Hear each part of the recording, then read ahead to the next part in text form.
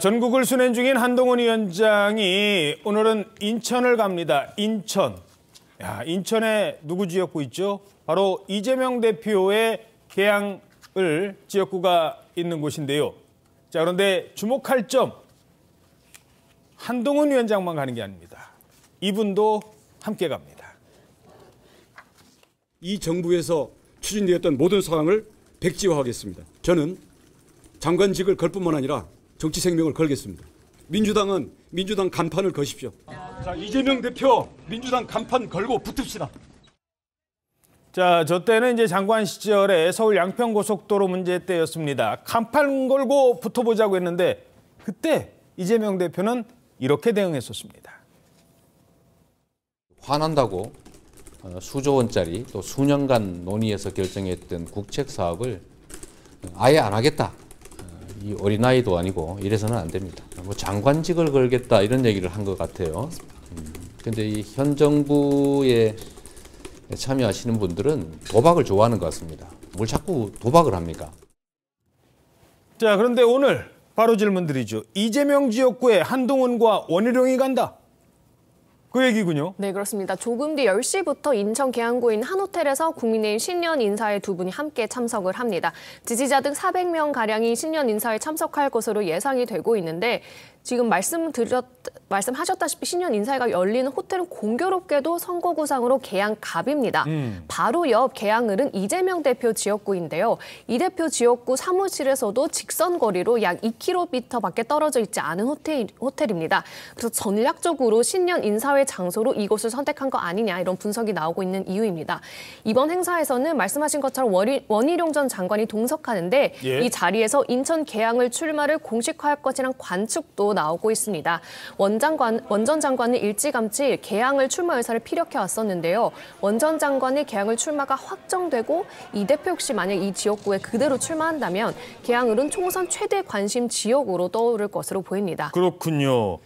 야, 요거 견제구 던지는 걸까요? 어떤 의미가 있는 걸까요? 견제구죠. 왜냐하면 인천에 21대 총선 결과를 보면 13개 지역구 가운데서 11개 곳이 다 민주당이에요. 그러다 보면 그것을 다시 빼앗거나 혹은 공략을 하려면 인천을 완전히 붕업시켜야 되거든요. 예, 지금 화면에 나오고 있습니다만 거의 파란색이에요. 물론 면적으로야 넓지만 저긴 뭐 강화도 뭐 넓은 지역이고 지역구 자체가. 그렇죠. 그렇습니다. 네. 그리고 또 인천시장 유정복 시장이 됐을 때는 또 바뀌었어요. 10개 구 중에 9개 지역구가 지금 9개 구가 지금 유정복 시장 쪽으로 그 득표율이 더 높았거든요. 예. 그런데 그것을 이어가느냐 아니면 뭐 21대 총선처럼 어렵게 되느냐의 차이는 인천의 어떤 벨트 내지는 인천의 어떤 붐 이런 거를 일으키지 않고서는 지금 이 수세에 몰린 국민의힘이 빼앗을 수 없다. 그러면 자꾸 이슈화해야 되거든요. 그렇죠. 지금도 계양을 2km 지점에서 하니까 이 방송에서도 이야기를 하잖아요. 이 이야기 언급 자체가 국민의힘으로서는 아주 대단히 유리한 지역으로 가고 있는 거죠.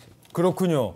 뭐 많이 아시다시피 선거는 바람이 중요하잖아요. 이 선거 직전에 어떻게 바람이 부느냐. 근데 그 바람을 누가 관리해야 됩니까? 당 지도부가 관리를 해야 되거든요. 근데 이재명 대표가 지역구에서 원희룡이라는 강력한 경쟁자가 나와서 거기에 매몰돼서 싸우다 보면 인천에 묶이잖아요. 결국은 전국적인 어떤 판을 끌고 가긴 어렵고 물론 두 사람 아직 결정된 건 아니에요, 지역구. 어떻게 전망하세요? 근데 원희룡 장관이 만약에 인천 계양을에 출마를 선언한다면 그 이른바 그 이재명 대표와의 그 빅매치는 잘 성사되지 않을 것 같아요. 제가 볼 때. 왜냐면 이재명 대표는 이 원희룡 전 장관하고 만약에 이제 한판 승부를 벌인다면 장담할 수 없을 수 있다고 생각하거든요. 예. 아마 이재명 대표가 그 생각을 할 겁니다. 아마. 아무리 이제 인천 계양을의 그 토양이 민주당에게 유리하긴 합니다만 뭐 압도적으로 유리하죠. 선거 지형 자체가. 원희룡이라는 사람도 만만치 않잖아요. 그래서 지금 말씀처럼 바람이 일어나면 상당히 이재명 대표로서는 곤혹스러울 거예요. 사법 리스크하고 연관되기 때문에 예. 당대표나 이 의원직을 만약에 놓치게 되면 당장 당의 문제를 떠나서 자신의 문제를 의식 안 할 수 없을 거 아니겠어요. 저는 그래서 이재명 대표가 만약에 원희룡 전 장관이 출마를 선언하면 계양을에 다른 명분으로 지금 말씀처럼 이 전국 선거 지휘해야 되니까 명분이 되죠, 그거는. 그렇게 해서 아마 좀 비례대표 쪽으로 가거나 하면 다른 쪽으로 갈 가능성이 있는데 모르겠어요. 원희룡 전 장관이 출마 선언을 할지. 글쎄 오늘 지켜봐야지 알겠는데 전 두 사람의 어쨌든 그 매치는 전 성사될 가능성이 낮다고 생각합니다. 예. 짧게요. 하나만 더. 그 원희룡 장관이 전 네. 장관이 인천 계양을에 갔을 때 그 전 지역구가 누구였느냐? 바로 송영길 전 대표였거든요. 그렇죠, 예. 송영길 전 대표 지금 한참 재판 중이고 절대 여론에 좋지 않거든요. 민주당 입장에서. 그 점도 아마 영향을 미칠까요? 계속 선거전에서 불리하게 송영길 재판이 진행된다면. 아무래도 계양을이 물론 뭐 선거 지형상 유리하다 하더라도 민주당에 영향을 줄 겁니다. 아마 지금 워낙 계양을에서 지난번에 이재명 대표가 대선 낙선하고 난 다음에 보궐선거 들어오고 이런 것들에 대한 얘기도 많이 여전히 있잖아요. 비판자들 입장에서는. 예. 게다가 소영길 전 대표의 돈봉투 사건 같은 경우는 뭐 계속 나오는 얘기이기 때문에 영향을 안 줄 수가 없을 겁니다. 아마 민주당에 불리하게 작용할 수밖에 없겠죠. 그 부분 자체는 말이죠. 예, 알겠습니다. 자, 근데 지금 경찰에 비상이 걸렸대요. 경찰에 경호에 비상이 걸렸다. 인천 방문하는데 동아일보 8면입니다. 한동훈 오늘 이재명 지역구 방문에 경찰은 긴장하고 있다. 아니 왜요? 이게 사실 뭐 이재명도 피습 사건의 여파라고 할 수 있죠. 아무래도 어허. 야권의 지지세가 강한 지역이다 보니까 자칫 예상치 않은 공격이 있을 수 있다. 이래서 지금 긴장을 하는 겁니다. 당장 오늘 그 신년 인사회가 예정된 그 호텔 주변에 집회 신고가 2건이 있고 또 뭐 김건희 특검법 뭐 시행 요구하는 뭐 유튜버들도 지금 뭐 몰려 있고요. 여기에 맞서서 국민의힘 지지자들도 또 뭐 맞은편에서 또 집회를 계획을 하고 있다. 맞불 집회도 있군요. 그렇습니다. 그러니까 이제 지금 당 측에서도 경찰에 이제 밀착 경호를 부탁을 했는데 다만 또 이게 과잉 경호가 되면 또 논란이 생길 그렇다고 수가 저 있죠. 빨간 마스크 또 나타나면 맞습니다. 안 되거든요. 저기 당시 이제 광주 갔을 때. 광주 갔을 때 청년 당원들이었는데 이렇게 또 너무 눈에 띄는 빨간색으로 옆에서 이렇게 밀착해서 있으니까 과잉 경호 논란이 일기도 했었죠. 그래서 예. 오늘 같은 경우에도 좀 주목을 해봐야 될 것 같습니다. 알겠습니다. 자, 지금부터는 한동훈 위원장이 지금 공천 앞두고 국민의힘 이끌고 있는데 야, 이 분위기가 조금 묘하게 돌아가고 있습니다. 그 점 짚어드리겠습니다. 일반 회사도요. 이것도 예외가 아니에요. 일반 회사도 뭐 간부가 바뀌거나 위에 뭐 부장님이 바뀌거나 상무님 바뀌거나 사장님 바뀌거나 이러면 유독 저녁 자리가 많아요. 아, 그래 뭐 안면도 좀 익히고 회사 돌아가는 것도 좀 알고. 근데 저녁 이 회식을 하잖아요. 요때 술도 한잔 하고 뭐 술이 꼭 좋은 건 아닙니다. 속 얘기도 하고 그러면서 서로 이렇게 친해지고 그래 아 저는 앞으로 사장님만 열심히 따르겠습니다. 뭐 그런 직고도 나오고 그래요. 뭐 이게 여담입니다. 기존의 정치 문법으로 이걸 해석하자가 하면 아마 한동훈 위원장 주변에 요즘에 그런 사람들 많을 겁니다. 누가 한동훈 위원장이 저녁 먹자고 하자 아무 뭐 어떤 약속 다 포기하고 아마 그 약속부터 갈 사람들 많을 거예요. 근데 어제 삼선 중진 의원들과 이거는 이제 점심입니다. 오찬 첫 회동을 가졌습니다. 저런 자리에서 뭐 이렇게 그런 헌신을 요구할 만한 그런 적은 아니잖아요. 저희가 뵙고 좋은 얘기를 나눴습니다. 제가 정치 경험이 많지는 않기 때문에 그런 좋은 경험들을 저에게 전수해 달라고 말씀을 드렸습니다. 자, 근데 이 자리에서 한동훈 위원장이 중진들 앞에서 상당히 뼈 있는 얘기를 했어요. 네, 사실 이 오찬 전에는 한 위원장이 좀 헌신을 당부한 이야기를 꺼내지 않을까 이러면서 좀 얘기가 나왔었는데 상견례 자리인 만큼 좀 오찬 분위기 부드러웠다고 합니다. 예. 그런데 가장 민감한 공천 문제가 거론됐습니다. 아, 공천 문제 나왔구나. 네, 한 위원장은 당 전체가 이기는 것이 제1 기준이며 나는 당내 친소 관계가 없는 게 가장 큰 장점 이렇게 말을 한 것으로 전해집니다. 제일 큰 장점이 친소 관계가 없는 게 내 큰 장점이다. 그렇습니다. 친한 사람이 없다는 건데 또 정확하게 불편부당하게 잘하겠다. 멋진 공천, 박수 박는 공천을 하고 싶다. 이걸 계속 강조했다고 합니다. 예. 중진들에게 직접적으로 뭐 총선 불출마나 험지 출마 요구를 하진 않았지만 여의도 이해관계가 없다. 사적 공천은 없다면 좀 인적 쇄신을 단행하려는 거 아니냐 이런 관측도 나오고 있습니다. 예. 지금 뭐 중진들 모습 보입니다만 아마 중진들 오늘 저 한동훈 위원장과 점심 약속 있습니다. 오세요. 아, 뭐 저분 다 그런 건 아니에요. 근데 아마 빠진 분들 거의 없을 거예요. 아유 나는 오늘 바빠가지고 지역에 일이 있어서 이런 분들 없어요. 아마 다 왔을 겁니다. 대부분 다 참석했을 텐데. 근데 이 자리에서 저는요 친소 관계가 없는 게 장점입니다. 아 이렇게 얘기를 했다는 거예요. 자 양경 기자, 한동훈 위원장이 법무부 장관 시절에도 그랬나요? 법무부 장관이 사실 검찰 인사권자잖아요. 네. 제가 그때 느낀 그 인사의 특징은 굉장히 능력주의다. 그러니까는 이게 닭이 먼저인지 달걀이 먼저인지 모르겠는데 한 장관이라고 그래서 물론 이제 여기 지금 그 공직자 생활을 검찰 생활을 이제 뭐 수십 년 했으니까 친한 사람이 없을 리는 없죠. 그러니까 친한 사람이 있는데 그 사람들이 보면은 다 좀 능력이 뛰어난 사람들이에요. 그렇죠. 그러니까, 예, 가까이 있는 사람들이 능력이 뛰어난 사람들이 많고 또 그 사람들이 뭐 좋은 자리에 가는 일이 많고 그러니까 제가 보기에는 검찰 인사에서 느꼈던 것은 이게 상당히 정말 능력에 기반해서 인사를 한다 그런 생각이 들었고 그리고 이제 사실 정권이 바뀌고 이제 장관이 되면서 인사를 했을 때 다들 굉장히 이게 약간 무섭다라고 느꼈던 게 이를테면은 전 정권에서 굉장히 좀 보신주의적으로 처신했던 사람들을 가차없이 전했었거든요. 그러니까 그 자리에 있었기 때문에 나는 뭐 어떤 뭐 문재인 정권의 이런 정책에 대해서 이렇게 할 수밖에 없었다. 그런 변명을 용납하지 않는다. 그런 느낌이 많이 들었었어요. 그러니까 예. 여기 정치계 같은 경우에는 특히나 어떻게 보면은 본인 말대로 여기는 정치계는 정말 본인이 뭐 사적인 인연 있는 사람이 없잖아요. 더군다나. 그렇죠. 그러니까는 어떤 그 능력주의나 경쟁력에 기반한 그런 어떤 공천 방침이 실현되지 않을까 저는 그렇게 예상이 됩니다. 그렇군요. 자, 국민의힘은 결국은 총선이잖아요. 총선하기 전에 총선 물갈이를 반드시 해야 됩니다. 여야 마찬가지예요. 근데 이러다 보면 공천 탈락한 중진들 잡음얘기 불가피해 보여요. 이건 뭐 이번 선거뿐만 아니라 옛날에도 그랬고. 자, 중진과 친윤들 상당수는 지금 이렇게 생각할 겁니다. 에이, 난 아니겠지. 내가 당을 위해서 얼마나 열심히 했는데. 자, 앞으로 이 과정이 순조로울까? 요 질문입니다.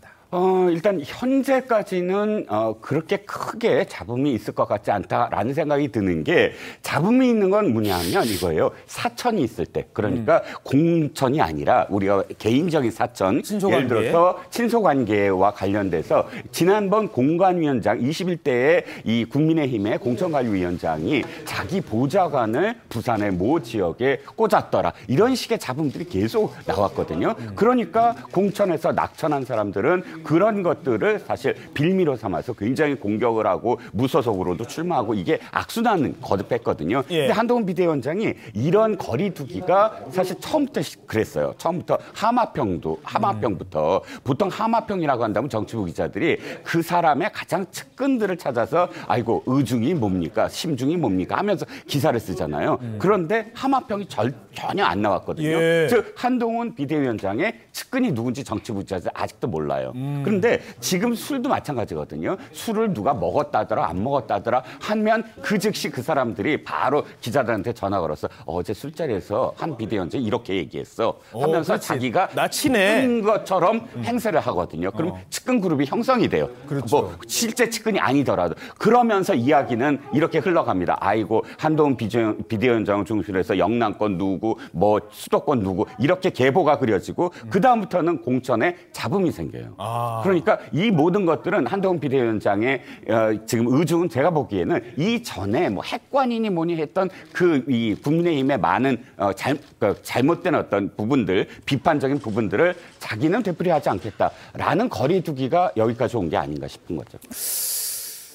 요거 짧게 하나 짚고 넘어가죠. 한동훈 위원장의 사천은 아니다라고 하면 근데 이제 결국은 대통령실 네, 제가 그 말. 예, 윤심과 관련된 공천은 그건 조금 지켜볼 필요가 있다는 대목은 있어요. 그러니까 지난번 이뇨한 혁신위원장이 이제 뭐 영남 중진 그리고 친윤 그룹들 이제 좀 희생해라 뭐 이런 취지의 얘기를 많이 했단 말이에요.